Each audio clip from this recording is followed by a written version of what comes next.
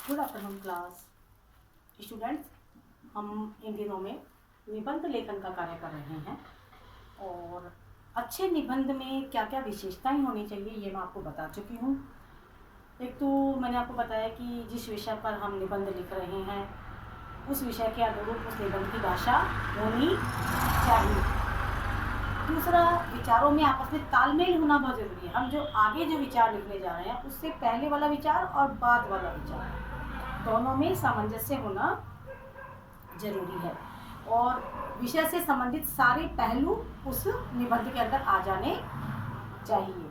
और निबंध का जो पहला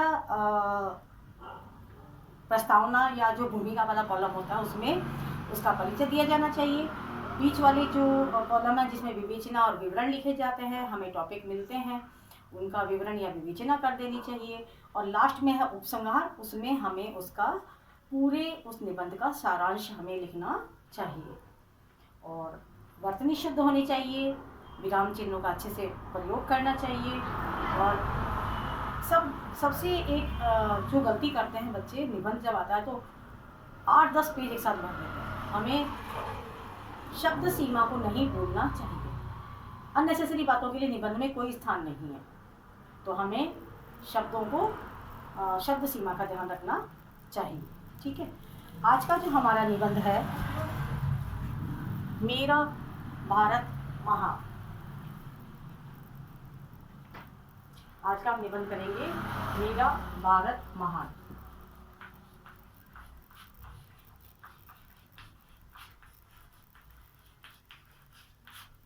सचमुच मेरा भारत महान है।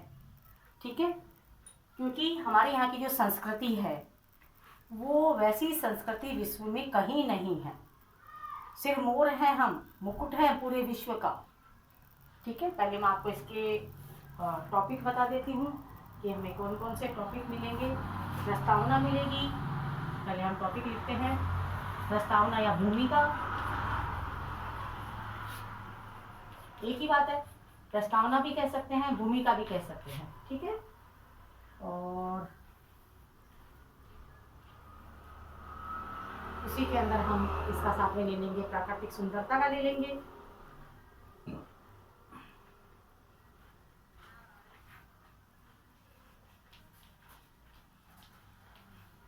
प्राकृतिक सुंदरता का इसमें वर्णन लिख देंगे हम। धन संपन्नता, हमारे यहाँ धन की कोई कमी नहीं है बल्कि बहुत खजाना था, इसको देख के आक्रमणकारी बार बार आते थे।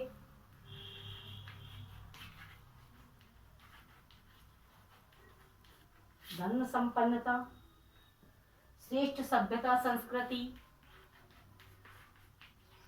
श्रेष्ठ सभ्यता संस्कृति और ज्ञान में अग्रणी।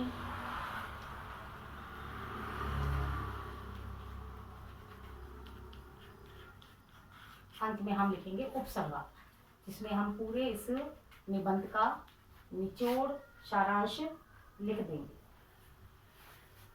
अब हमारे पास में पहला आ जाता है प्रस्तावना या भूमिका, जिसके अंदर हमें परिचय का दरवाजा खोलना है, हमें परिचय बताना है। मेरा देश भारत महान, जैसा कि अगर मैं लिखूंगी आप अपने अपने विचार लिख सकते हैं।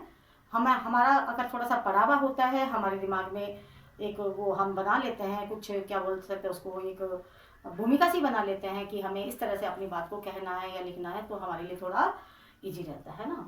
मेरा देश महान, जैसा कि इसके शीर्षक से ही लगता है कि मेरा देश पूरे विश्व के अंदर महान है, क्योंकि इसे पूरे विश्व का सिरमौर भी कहा जाता है। सिरमौर माना होता है मुकुट। यहाँ पर जो प्रकृति है, यहाँ की जो कल्चर है, ये सारा हम इसके अंदर लिखेंगे। यहाँ की जो कल्चर है, यहाँ की जो सभ्यता है, यहाँ की जो संस्कृति है, वो मेरे भारत जैसी कहीं पूरे विश्व में नहीं है। पूरा विश्व हमारी कल्चर को फॉलो करने लग रहा है। हम हैं जो बाहर की ओर जा रहे हैं। बेटा ये आपको बताऊं मैं, हम पाश्चात्य संस्कृति को अपनाने पे तुले में है और पाश्चात्य लोग हमारी कल्चर को, उन्हें बहुत पसंद है हमारी कल्चर। ठीक है, प्राकृतिक सुंदरता के अंदर हम लेंगे कि किस तरह से हमारे यहाँ भारत माँ के सर पर हिमालय मुकुट विराजमान है, गंगा यमुना सरस्वती नदियाँ बहती रहती हैं और वो ऐसे लगते हैं जैसे गले का हार हो। हिंद महासागर दक्षिण में इसके चरणों को धोता रहता है। संसार में केवल एक यही देश है जहाँ पर 6 ऋतुएं आती है। संसार में ओनली हमारा भारत ही है जहाँ 6 ऋतुएं आती हैं। गंगा यमुना सतलज व्यास कावेरी अनेक नदियां हैं जो अपने अमृत जल से इसको इसकी प्यास दिन रात शांत करती है, धरती माँ की प्यास को शांत करती है। धन संपन्नता हमारे यहाँ भारत का जो है प्रकृति की विशेष कृपा है, खनिजों की भरमार है। इसीलिए आपको मैं बताऊं, अंग्रेजों का आना या विदेशी आक्रमणकारियों का हमारे यहाँ भरपूर खजाना, इसीलिए उसको हमें हमारे देश को आपने सुना होगा भारत को सोने की चिड़िया कहा जाता था। ये जो अंग्रेज वगैरह हैं जो हमारे यहाँ से ही तो सारा कच्चा माल ला करके हमारे यहाँ से व्यापार करके ही इतने धनी बन गए और आज हमें लगता है अरे इंग्लैंड गए हैं। वो हमारे से ही हमारा ही पैसा अपने देश में चालाकी से लेकर के गए हैं। तो हमारी जो अमर संपदाएं हैं, हमारे यहाँ इतनी संपदा है, इसी कारण से हमारे देश को सोने की चिड़िया कहा जाता है। विदेशी आक्रमणकारी इसी लालच के कारण हमारे यहाँ आते थे। श्रेष्ठ सभ्यता संस्कृति हमारे यहाँ की जो सभ्यता है प्राचीनतम सभ्यताओं में गिनी जाती है और हमारे यहाँ जो ऋग्वेद है सबसे पुराना पहला जो ऋग है इसी देश को प्राप्त है, हमने बनाया। संसार की प्राय सारी प्राचीन संस्कृतियाँ नष्ट हो चुकी है, केवल हमारी भारत की संस्कृति ही अभी तक जीवित है और उसे श्रेष्ठतम संस्कृतियों में माना गया है। हमारे यहीं पर ये आदर करना, सत्कार करना, ये संस्कार, ये सारे हमारे यहीं है। वेस्टर्न में आप जाओगे कहीं नहीं है, पाश्चात्य संस्कृति में कहीं कुछ नहीं है। कोई रिलेशन मायने नहीं रखते, कोई कुछ नहीं है वहाँ। हमारे यहाँ अगर आज मैं भी आपसे बड़ी हूँ, आप कहीं मिल जाते तो आप देखा करो, आप लोग बच्चे लोग हमारे पैर छूते। हमारे यहाँ रिश्तों को पड़ोसी से संबंध, एक के सुख में दूसरा सुखी, दूसरों के दुख में एक इंसान दुखी, ये सब हमारे यहाँ है। ठीक है, हमारे यहाँ की जो वो है सभ्यता, सिंधु घाटी की सभ्यता ले लो, ये सब हमारे यहीं पे है। इससे हमारे किसी भी चीज़ की तुलना हम पाश्चात्य देशों से नहीं कर सकते। ज्ञान में अग्रणी हमारा जो देश है भारत, वो विश्व गुरु है, उसे विश्व गुरु की संज्ञा दी गई है। हमारे यहाँ की जो मेडिकल साइंस है, कौन सी, आयुर्वेद, विश्व में मान्यता है उसकी। हम लोग उसे फॉलो करते हैं नहीं करते, लेकिन हमारे यहाँ का जो आयुर्वेद है वो बस पूछो मत आप, हर तरह की कठिन से कठिन, जटिल से जटिल बीमारियों का इलाज कर देते हैं। हमारे यहाँ कला, ज्ञान विज्ञान, आयुर्वेद, संसार भर में हमारे यहाँ के लोग प्रकाश फैलाते हैं। हमारे यहाँ पे ऋषि मुनि, धर्म प्रवर्तक, ये सब कवियों का देश रहा है। बल्कि कुछ देशों ने, कुछ कवियों ने, जैसे हमारे यहाँ पे जो त्याग किया उनके नाम में बताऊँ, गौतम बुद्ध, महावीर स्वामी, दधीची जिन्होंने अपनी अस्थियां दान दे दी, राजा शिवी, रामकृष्ण परमहंस, ये महान विभूतियां हैं जो हमारे इसके लिए जीता जागता प्रमाण है कि हमारा देश विश्व गुरुओं के विश्व का गुरु है। हमारा देश को माना जाता है विश्व गुरु।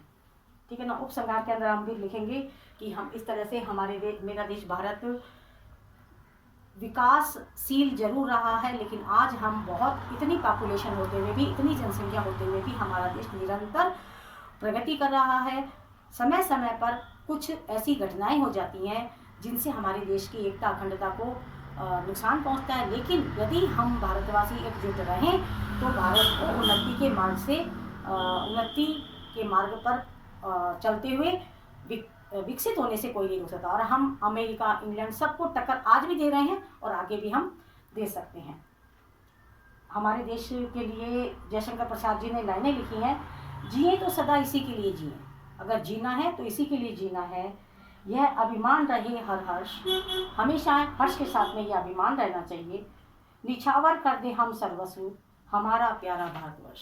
हम हमारे भारतवर्ष के लिए, भारत माँ के लिए हम अपना सब कुछ निछावर कर सकते हैं और करा है। हमारे देश के बेटों ने, सपूतों ने किया है। सुभाष चंद्र बोस, शहीद भगत सिंह, नेताजी सुभाष चंद्र बोस, चंद्रशेखर, राजगुरु, सुखदेव, इन्होंने सब कुछ अपना सर्वस्व न्योछावर करते हैं और आज हम उनका गर्व से उनको सलाम करते हैं, उनका नाम लेते हैं। उनका नाम लेते ही हमारे अंदर एक मतलब एक अलग सी फीलिंग आने लगती है कि आज़ादी के लिए कोई व्यक्ति इतना भी कर सकता है।